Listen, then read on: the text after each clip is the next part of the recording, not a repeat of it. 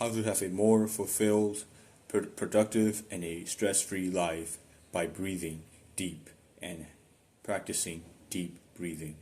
In today's video, we're going to discover the benefits of deep breathing, why we shallow breathe, and a step-by-step plan that you can follow by only putting 20% of your effort to gain 80% of the benefits. So without further ado, let's get into the video. Number one, why people are not breathing properly. There's two situations where you and I can shallow breathe. And the first one is a fight or flight situation or a high stress situation. The second one, high stress and high stimulus situation, And the second one is a poor posture, which pretty much is a hunchback and, the type of posture that you would do if you are watching TV or scrolling on your social media, things like that, right?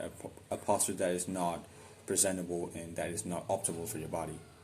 So when we are in these two situations, we tend to shallow breathe, right? Let's talk about the first one. Fight or flight situation.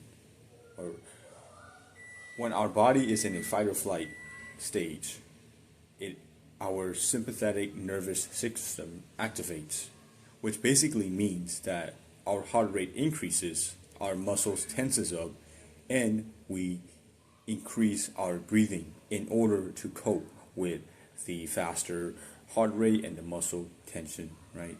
So what the body does is body uses shallow breath, so like short, fast-paced breathing through our mouth to cope with the need of oxygen due to the fast heart rate and the muscle tension.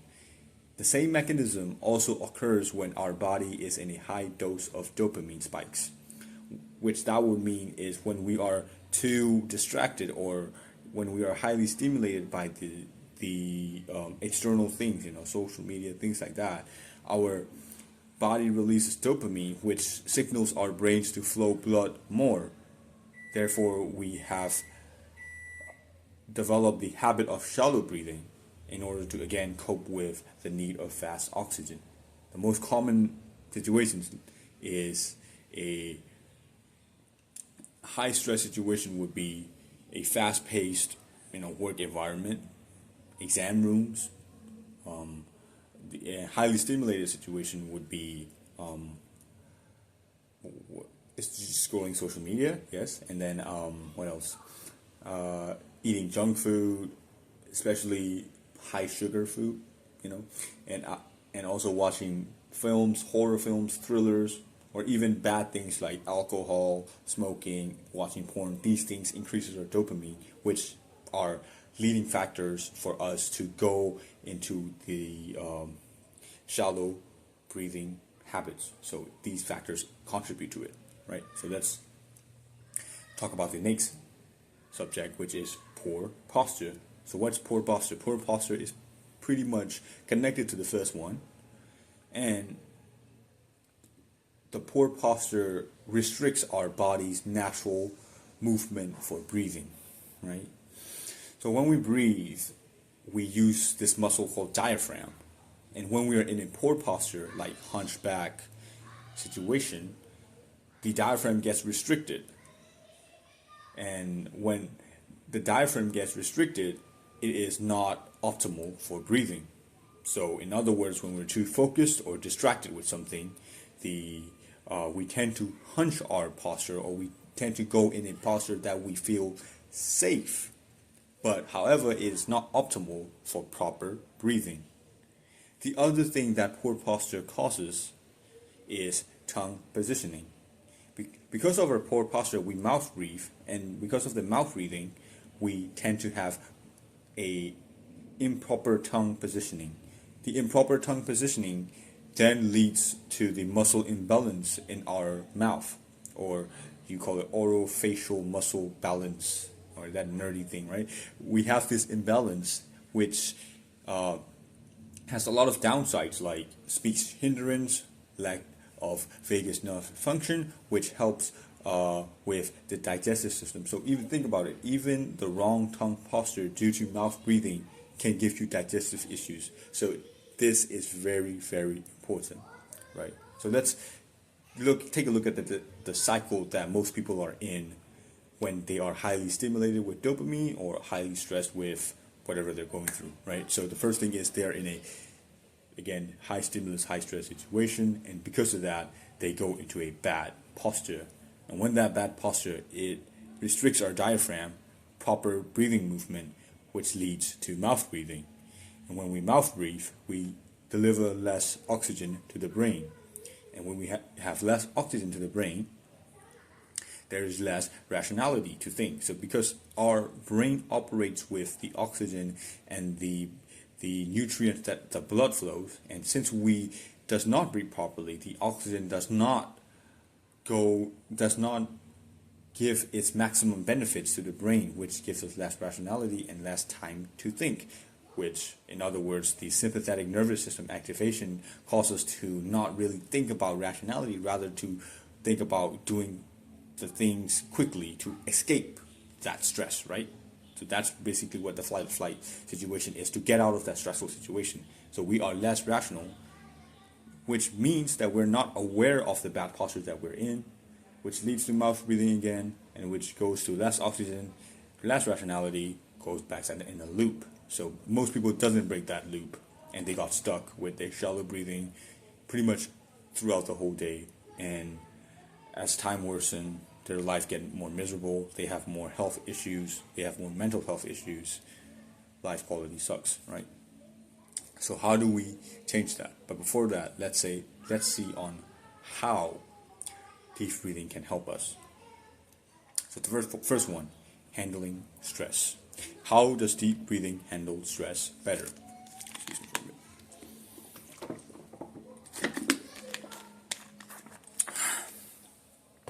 So, deep breathing handles stress better because of the nervous system optimization, right? We learned that in the first part, how flight or flight situation activates the sympathetic nervous system. But however, when we deep breathe, when we breathe for a prolonged period of time, inhaling and exhaling, then our parasympathetic nervous system activates, which makes our body go out of the fight or flight system, meaning which pretty much signals that, okay, we're not in a highly stressed situation anymore, we're good to go. So when we deep breathe, the PNS, or parasympathetic nervous system, activates, which calms ourselves down and goes out of fight or flight situation, meaning lower heart rate, relaxed muscles, better speech, things like that. And the other benefit of breathing deep is cholesterol reduction. That's an interesting part, because how does cholesterol is related with breathing? So here's the thing. A recent research shows that the participants who does 4 breaths per minute practice has shown to significantly decrease the cortisol level compared to those who does not receive the treatment. So again, there is a link between cortisol and the deep breathing techniques, or deep breathing practice. The next part is improved blood flow and oxygen flow. So because we are taking prolonged breath, very deep, very mindful breath, our heart rate slows down, which also slows down the flowing of our blood. When the blood flow slows down, we are now more able to absorb oxygen better, which improves cerebral blood function, or EtCO2, which pretty much means that it regulates the carbon dioxide inside your blood and inside your organs, which increases global cerebral or blood flow, which helps us with brain function and memory. And we're going to show that on a research paper just in a minute. So the first study here is about a research that is done on university students who practice deep breathing. And it has shown that when the students use the techniques, it helps them improve their mood and stress in both self-reported evaluations as well as objective parameters such as heart rate and salivary cholesterol levels. And the other research, again, is from a Cornell University paper, which shows that during the deep breathing exercise, there was a significant increase in the EtCO2, which is improved cerebral blood flow, which helps with brain cognition and in memory, right? So let's move on to the second benefit, which is retaining attention. And this is connected to the first part. The first part is more related with biological functions of ourselves, but the second part is more related with the neurological or focus, attention type thing, right? So in the second part, when we deep breathe, we're in a calmer state, right? Our body physically calms down, and because our body physically calms down, we are more likely to make calm decisions or clear decisions, good decisions, right? Here's how the body does that. Due to the activation of PNS, or parasympathetic nervous system, it regulates heart rate and heart rate variability. So heart rate variability is the long term, right? So it regulates our heart rate, which is directly related with cognitive control and attentional performance. So because we breathe deeply, we enter a calmer state, which activates the PNS, which helps us with heart rate regulation, in terms helping with cognitive control and attention performance. And then the other point is, when more oxygen is delivered to the brain, it physically makes us smarter because of the better performance of the prefrontal cortex, anterior cingulate cortex, and insular activity. So more oxygen in the brain means that the function of the cortexes mentioned will improve, right? And to back that up, there's a study involved with heavy multitasking individuals that they were given short, breathing focus meditations, and it immediately boosts their attention and their performance. So we can learn that when we are able to breathe, it helps us to learn, decide, and operate at our best. This is a study showing that, right? So this one, I believe, is related with the cortex and the midbrain, how the breathing helps the activity in these areas of the brain. This one is also related to that part. This is more specific on the anterior cingulate cortex, the region of the brain that is involved to moment awareness, and it was more active when we practice deep breathing or mindful breathing, right?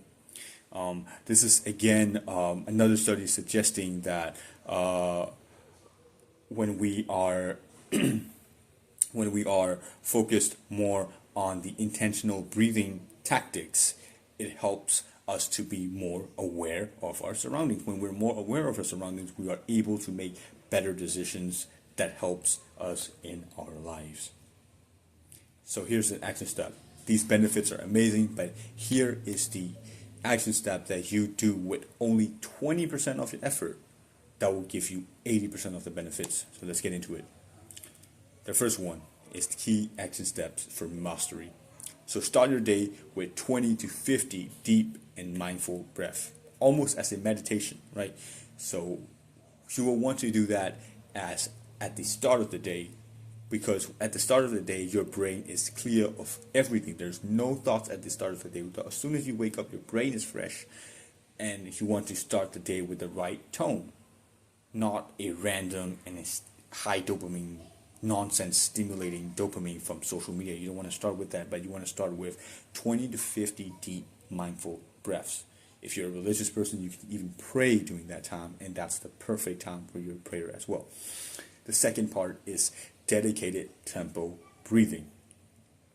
There is two parts of it. The first one is the 5 seconds inhaling, exhaling, which is a longer type of deep breathing, and it creates us a 10 and 11-ish second breathing cycles, which is proven to maximize the heart rate variabilities, or which makes it optimized, right? Which optimize our heart rate. And then the other thing that you want to do is you want to practice more of a frequent version of the deep breathing practice. So it will be 3 to 4 seconds inhale, exhale, and you will want to do that more frequently compared to the longer one, which is 10 to 11 seconds, right? That's the second tip. The third one is to say it, like physically say it and physically follow it. Because deep breathing because deep breathing is a new habit for you, right?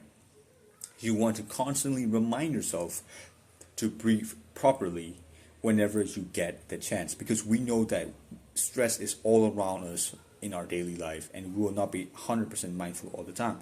But whenever we remember something, right? Whenever we remember to breathe properly, you do it. In that way, that develops a habit, right? But it's not how deep or how powerful, how mindful your breath, but how consistent you are with it. And that will also lead us to the last point, but we're going to talk about point D, which is don't make it a habit, make it an identity. So as soon as you start practicing that deep breathing methods, don't think of it as an activity that you are giving specific attention, but rather think of it as an identity of yourself, that you are a deep breathing, present, beautiful guy or a girl, whatever it is. So make it as an identity so that it becomes second nature to you to breathe properly, right? And the last part is focus on consistency more than the quality. Because some people say that, oh, I'm only going to do one thing, but that's the thing that they do is going to be the highest quality, but then they're not going to do anything anymore. That is not the right way to approach, especially with making a new habit. Especially with making deep breaths, it is better for us to show up and get sort of bad 10 deep breaths rather than doing only one mindful deep breath in like 4 days, which just doesn't make any sense, doesn't make any benefits as well, right? So these are the habits. And point number E, I believe, could be implemented in every part of your life, whether you're trying to go to the gym, trying to make a new schedule, trying to study harder and things like that. You should implement that because it is the consistency that you want to focus, not on the quality, right? So this is a new and a better cycle that you want to adopt. So the first thing, you start your day with a deep breath or practicing deep breath, mindful deep breath. And when you practice that, it activates your PNS and your brain for the rest of the day or for the next 1 to 2 hours, right? So you're going to be more mindful compared to a version of you who didn't deep breathe when he woke up, right? So you will be more mindful for a while, and when you're more mindful, you're going to still keep practicing that. So that creates a little bit of a cycle. And when you're more conscious and aware of your breathing patterns, even if you're going through a stressful situation, you are still going to be reminded even once about breathing more mindfully or deep breathing. You'll get reminded at least once. And whenever we get reminded once, you want to do it ASAP. That's the key. You want to do it ASAP as soon as you get reminded. And then that goes again to the PNS and the brain cortex being activated. Once it's activated, once you become more mindful, then again it went to number 3 again. So again, this becomes a new cycle, right? So the most important thing is that our primary focus should be that in the morning we want to be as mindful and as deep with our breath as possible. And that way, that helps us to have a good start of the day and then to keep following the good habit throughout the day, even if you're stressful, right? So this is the end of the video. I really thank you for watching it, and do the hard thing, especially when you don't feel like it. And I'm sorry for every stutter or every mispronunciations or even misinformation that you might have noticed. Drop them down in the comments, and I'll see you guys in the next video. Peace out.